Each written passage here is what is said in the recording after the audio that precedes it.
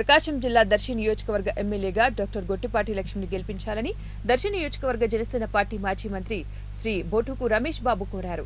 Doctor లక్ష్మికి మద్దతుగా నియోజకవర్గంలోని దొనకొండ మండలంలో పలు గ్రామాలను జనసేన పార్టీ దొనకొండ మండల కమిటీ అధ్యక్షులు శ్రీ గుండాల నాగేంద్ర ప్రసాద్, ముండ్లమూరు మండల కమిటీ అధ్యక్షుడు శ్రీ తోట రామారావు, దర్శి పట్టణ కమిటీ సభ్యులు శ్రీ చాతిరాశి కొండయ్య, పసుపులేటి చిరంజీవి, దొనకొండ పట్టణ కమిటీ అధ్యక్షులు ఎన్నం బాలరాజు, దర్శి మండల కమిటీ ప్రధాన కార్యదర్శులు ఆవుల కొండయ్య మరియు యాదల వెంకటేష్, దొనకొండ మండల కమిటీ ప్రధాన కార్యదర్శి శ్రీ దొనకొండ మండల కమిటీ నాయకులు జోనల్గడ్డ బాబు, నాని మరియు నియోజకవర్గ మాదిగ మహానాడు అధ్యక్షులు శ్రీ పందుల మోషేష్లతో కలిసి వారు సందర్శించారు. దొనకొండ మండలంలోని మల్లంపేట, కొచ్చెర్లకోట, రుద్రసముద్రం, రాగమ్మక్కపల్లి, దొనకొండ, భూమనపల్లి తదితర గ్రామాలలో పర్యటించి డాక్టర్ లక్ష్మిని గెలిపించుకోవాలని కోరారు.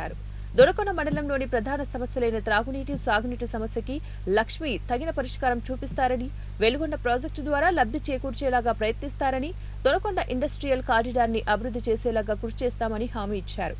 దర్శి చెంచయ్య గారి పేరుతో ప్రత్యేక జిల్లా ఏర్పాటుకు కృషి చేసేందుకు లక్ష్మి ప్రయత్నిస్తున్నారని, డాక్టర్గా ఇక్కడ ఒక డయాలసిస్ కేంద్రం ఏర్పాటుకు కృషి చేస్తామని హామీ ఇచ్చారు.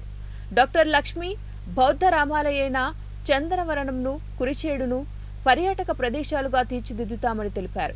భారతీయ జనతా పార్టీ సహకారంతో దొనకొండ రైల్వేలో కొమాటివ్ కేంద్రాన్ని పునరుద్ధరిస్తామని, ఎయిర్పోర్ట్ ను అభివృద్ధి పరిస్తామని అన్నారు.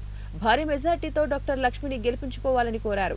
అభివృద్ధి నోచుకోకుండా ఉన్న పరిస్థితుల్లో చదువుకుని విద్యావంతులైనటువంటి డాక్టర్ గొట్టిపాటి లక్ష్మి గారు నియోజకవర్గ అభివృద్ధికి తోడ్పడతారనే ఉద్దేశంతో వారు మమ్మల్ని మద్దతు కోరడం, వారు మేము ప్రకటించడం జరిగింది. ఈరోజు మేమందరం నియోజకవర్గ వ్యాప్తంగా అన్ని గ్రామాలు పర్యటిస్తూ ఉన్నాం. ముఖ్యంగా దర్శి నియోజకవర్గంలో దొనకొండ ప్రాంతానికి ఎంతో అన్యాయం జరిగింది. అభివృద్ధి నోచుకోక చాలా ఇబ్బంది పరిస్థితులు. దొనకొండని రాజధానిగా ప్రకటించినటువంటి సందర్భాల్లో ఆ రోజు ఇప్పుడు ఉన్నటువంటి అధికార పార్టీ వాళ్ళు శూన్యం నేపథ్యంలో తర్వాత వాళ్ళ అధికారంలోకి వచ్చినప్పటికీ కనీసం జిల్లా కేంద్రం కూడా వాళ్ళు ప్రకటించకపోవడం చాలా శోచనీయం. తర్వాత అంతకుముందు గవర్నమెంట్ తెలుగుదేశం పార్టీ వాళ్ళు ఇండస్ట్రియల్ కారిడార్గా ప్రకటించినప్పటికీ కనీసం దాన్ని కూడా అభివృద్ధి చేయకుండా నిర్లక్ష్యం చేయడం జరిగింది. ఇటువంటి పరిస్థితుల్లో డాక్టర్ గొట్టిపాటి లక్ష్మి గారు ఈ నియోజకవర్గ అభివృద్ధికి తోడ్పడతారు అనేటువంటి విశ్వాసంతో మేమందరం కూడా మద్దతిస్తాం.